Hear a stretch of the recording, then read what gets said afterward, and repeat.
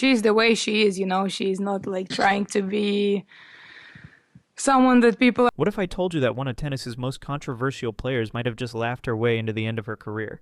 A leaked video, grainy and chaotic, shows Jelena Ostapenko, once a Grand Slam champion, standing in front of a disciplinary panel. Instead of remorse, instead of tears, she explodes into manic laughter, claps mockingly, and then raises both middle fingers toward the presiding judge. And if that wasn't shocking enough, she turns to the camera and spits out insults at fellow player Taylor Townsend, calling her pathetic and a waste of court space.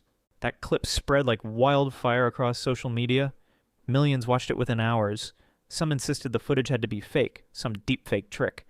Others swore that the gestures, the voice, the fiery arrogance were unmistakably Ostapenko. Tennis forums went into meltdown. Was this truly the moment the sport had finally had enough of her behavior? And could the punishment really be the most extreme weapon in the rulebook, a lifetime ban? But before we jump to conclusions, we need to rewind. Because this scandal didn't just appear out of thin air. It wasn't born in a closed hearing room. The seeds were planted on a hot August afternoon in New York at the U.S. Open, during what should have been just another third-round match. A match that ended in defeat but became the spark of a controversy that spiraled out of control. Ostapenko had lost to Taylor Townsend, a defeat that, on its own, would hardly have raised eyebrows. But what happened at the net during the post-match handshake was unlike anything tennis fans had seen in years. Instead of the usual quick handshake or even a cold, silent glance, Ostapenko leaned in and hissed words that cut through the noise of the crowd. "You have no class. You have no education." In that single moment, in front of thousands in the stadium and millions watching on TV, a line was crossed. Tennis players are used to heated battles, to frustration spilling over, but never had the handshake, a ritual symbol of respect in the sport, been turned into such a public stage for humiliation. The anger, the insults, the defiance. This was not a one-off. To many, it felt like the culmination of years of reckless behavior, a career-long pattern of tantrums and outbursts finally boiling over. And for the first time, it seemed the sport itself was ready to hit back. But here's the question that haunts fans. Did Ostapenko truly go so far that tennis authorities had no choice but to consider banning her forever? Or is this leaked video just another chapter in the endless saga of a player who thrives in chaos, who almost invites scandal as if it fuels her fire? As the footage continues to circulate, unanswered questions swirl like a storm. Was it authentic? Was it staged? And most importantly, if it was real, what does it reveal about a champion who seems to be at war not only with her opponents, but with the very game itself? Because one thing is certain, this isn't just about a single insult or a bad handshake. It's about the soul of the sport, about whether tennis can tolerate a star who refuses to play by its rules. And to understand how things reached this boiling point, we need to go back to where it all began. That net cord, that handshake, and the match that turned into a nightmare. It all started with something so small, so ordinary, that in most matches it wouldn't even be remembered. A ball clipping the net cord and dropping over. In tennis, it's one of those awkward, accidental winners. You don't plan it. You don't control it. The ball just kisses the tape and tumbles into the opponent's court. Tradition says you lift a hand, maybe a murmur and a quick sorry. It's a tiny gesture of respect, an acknowledgement that luck, not skill, decided that point. But on August 27, 2025, when Taylor Townsend's shot clipped the net and fell for a winner, she didn't apologize. She didn't raise her hand. She simply played on. And that, for Jelena Ostapenko, was the spark that lit the fire. To most players, it's nothing. To Ostapenko, it was personal. She later claimed that Townsend's failure to apologize was proof of bad manners, of poor tennis education. But what turned irritation into full-blown rage was something else. Townsend's warm-up ritual. Before the match, she had spent extra time at the net, stretching and bouncing the ball in a way she'd done since she was a junior. To Ostapenko, it looked like mockery. To everyone else, it was routine. Fast forward to the end of the match. Ostapenko had just been beaten. She walked to the net, her face tight, her emotions boiling. Fans expected a chilly handshake at worst. Instead, she leaned across and said the words that would echo far beyond Arthur Ashe Stadium. "You have no class. You have no education." The crowd gasped.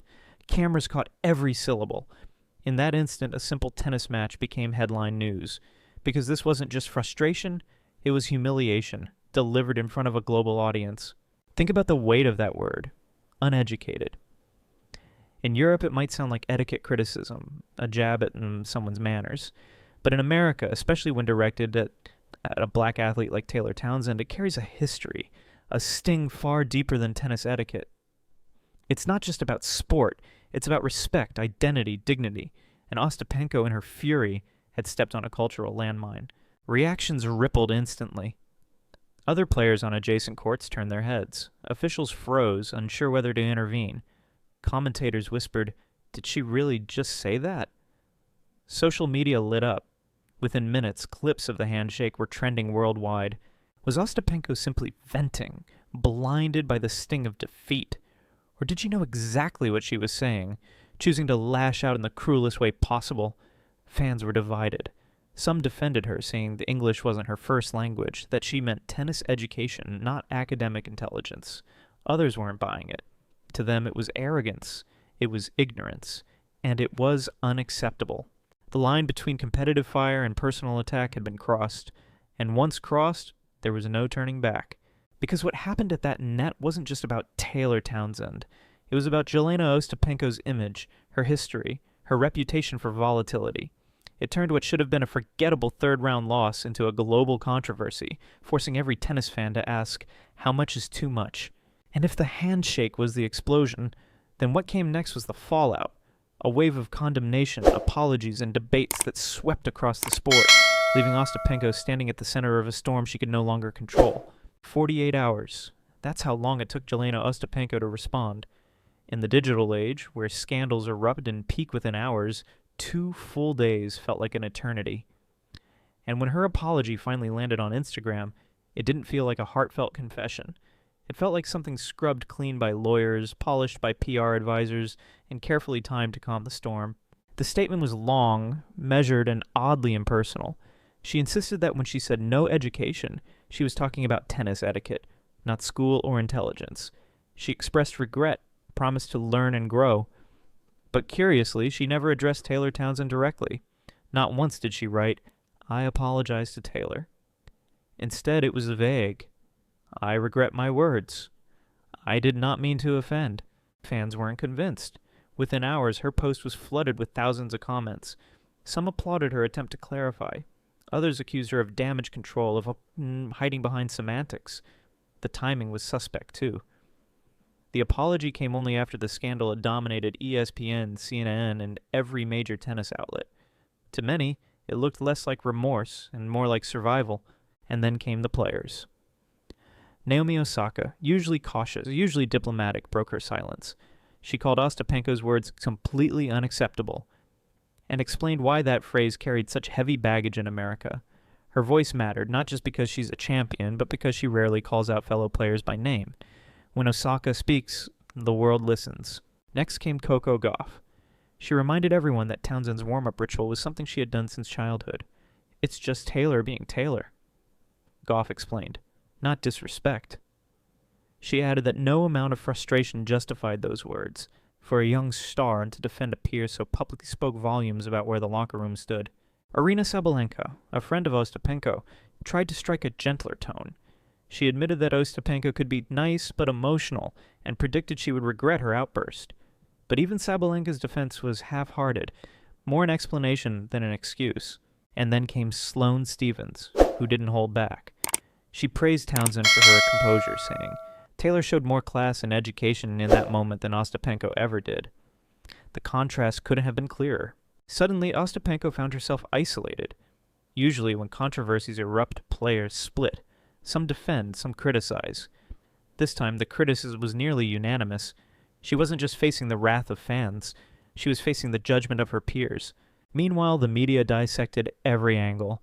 American outlets framed it as an issue of race and respect. European outlets softened it, calling it a misunderstanding of tennis etiquette. Spanish-language reports highlighted the cultural gap. It was the same scandal, but told through different lenses, interpreted differently around the globe. Social media became the real battleground. Reddit threads erupted with debates. One post claimed she even muttered, "See what happens outside the U.S.?" A phrase that added a sinister, almost threatening edge. True or not, it spread like wildfire, fueling conspiracy theories and outrage. Twitter, now X, was ablaze with fans demanding suspensions. Instagram comment sections turned into shouting matches between those defending Ostapenko's passion and those calling her behavior disgraceful. And through it all, Ostapenko stayed silent. The longer she stayed off camera, the more the narrative slipped out of her control. Because this was no longer just about Taylor Townsend. It was about whether Jelena Ostapenko, a former French Open champion, had become tennis's ultimate villain. The backlash was fierce, the scrutiny relentless, but in many ways, it was only the beginning. Because when fans and reporters started digging deeper, they found that this wasn't an isolated incident. It was part of a pattern. A history of fiery outbursts, icy handshakes, and moments where Ostapenko seemed to step beyond the line of sportsmanship. And that history would soon become the most powerful argument for those calling for the harshest punishment of all. To understand why the word lifetime ban is now being whispered around Jelena Ostapenko's name, you need to look at her history. Because this wasn't the first time her temper turned a tennis court into a battlefield. Back in 2017, after losing to Daria Kasatkina at the US Open, Ostapenko barely touched her opponent's hand. That frosty, almost spiteful handshake became a meme among tennis fans. Commentators said it revealed something darker beneath the surface, a player who simply couldn't accept defeat with grace. Then came Wimbledon 2021. Facing Ajla Tomljanovic, Ostapenko was losing badly when she suddenly called for a medical timeout. Tomljanovic didn't hold back.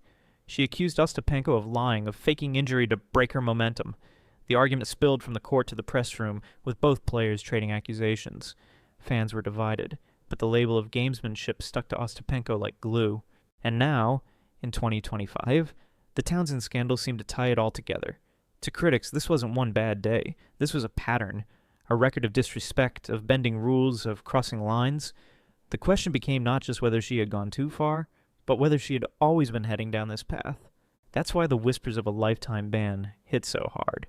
The Grand Slam Code of Conduct allows for escalating punishments, warnings, fines, suspensions, but in theory, if the offenses stack high enough, if the behavior becomes impossible to ignore, the nuclear option exists, permanent expulsion. Rare, almost unthinkable, but not impossible. And then came the leaked video. Grainy, shaky, impossible to verify, but explosive nonetheless. In it, Ostapenko allegedly learns of the possibility of a lifetime ban. Her response? Laughter, mockery, middle fingers in the air. She even threatens to reveal what really goes on behind the scenes in tennis, as if daring the sport to silence her. Was it real? Nobody knows. Her team has stayed silent. The tennis authorities refuse to confirm or deny, but the internet doesn't wait for official statements. Millions have already decided it's authentic, dissecting her every gesture, her every word, turning the clip into evidence of her defiance.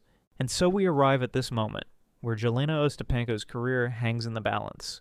If the footage is real, she may have pushed the sport into a corner where the officials feel they must act. If it's fake, the damage may already be done. Reputation, once shattered, is nearly impossible to rebuild. The bigger question is this. Is Ostapenko the victim of cultural misunderstanding, lost in translation at the worst possible moment? Or is she the architect of her own downfall, undone by a pattern of defiance that finally caught up with her? For now, tennis fans can only wait. Wait for the verdict. Wait for the truth about the video. Wait to see whether one of the sport's most unpredictable stars will walk away in disgrace, or fight her way back to redemption. But before you click away, I want to ask you this. Do you think Jelena Ostapenko deserves forgiveness and another chance, or do you believe tennis must make an example out of her? Drop your thoughts in the comments below. I'll be reading them all.